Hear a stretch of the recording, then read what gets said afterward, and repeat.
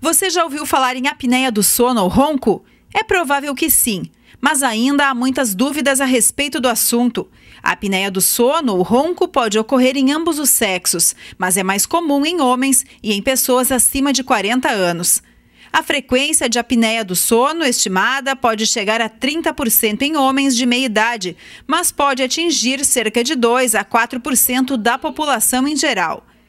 Ainda não existem estatísticas brasileiras.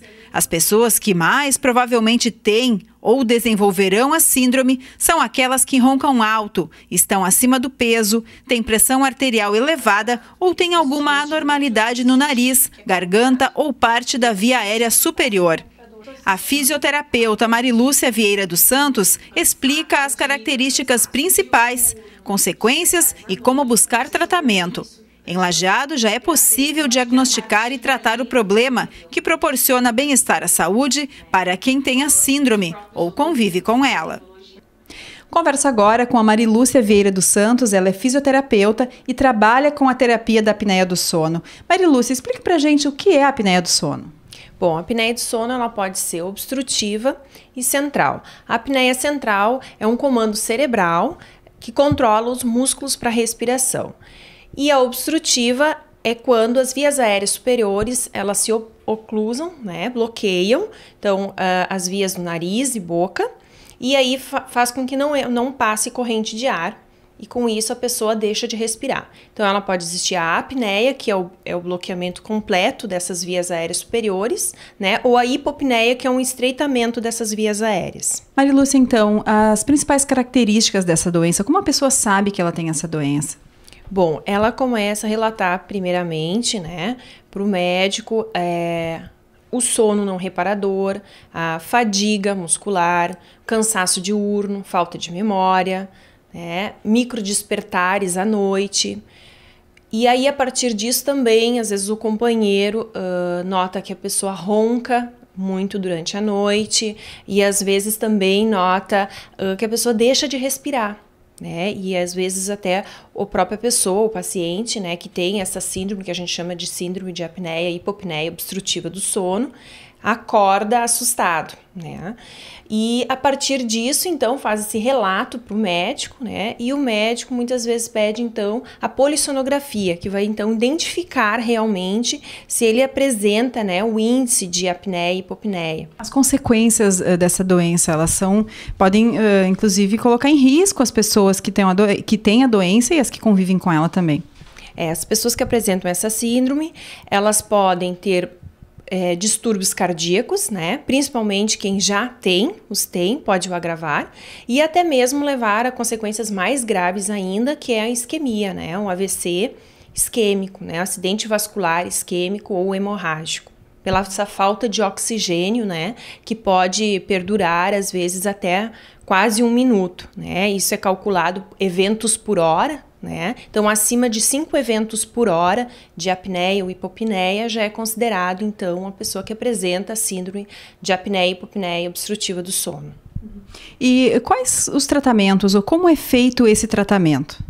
Bom, então a terapia ela consiste no tratamento da apneia obstrutiva das vias aéreas superiores, né?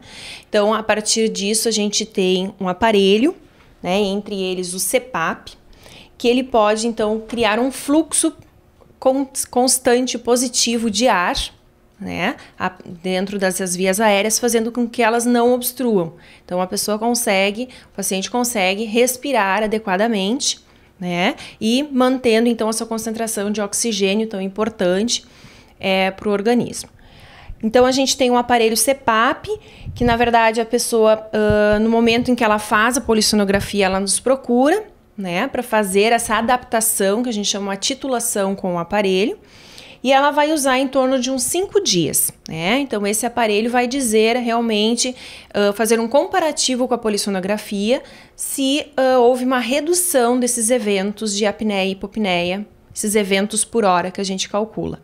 Né? A partir dessa adaptação, que vai também depender do tipo de máscara que vai ser usada, então, pacientes que têm já cirurgias, né, nasais, que tem já uma certa dificuldade de respirar pelo nariz. Então, ela vai titular com uma máscara facial, né, que vai, então, pegar nariz e boca, ou nasal, né, só no nariz. Então, a partir dessa titulação, dessa adaptação com a máscara e com o aparelho, que a gente vai poder identificar qual é a melhor máscara e qual é o melhor aparelho para este paciente usar, né? E o tratamento consiste o uso realmente prolongado, né?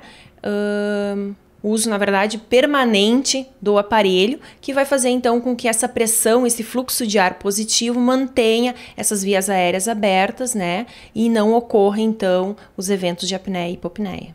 Esse tratamento ele pode ser feito em Lajeado? Como as pessoas podem procurar ajuda? Bom, eu faço o tratamento tanto domiciliar, né, quanto aqui no consultório. Domiciliar porque às vezes pessoas de mais idade, difícil de se vir até o local, né, e necessariamente para o tratamento a gente precisa mostrar o aparelho, adaptar a máscara, né, no paciente. Se você sofre desse mal, conhece alguém ou quer saber mais sobre a apneia do sono ou ronco, suas causas, consequências e tratamento, pode entrar em contato com a fisioterapeuta pelo e-mail bvieira78@bol.com.br ou pelo telefone 9899 6327.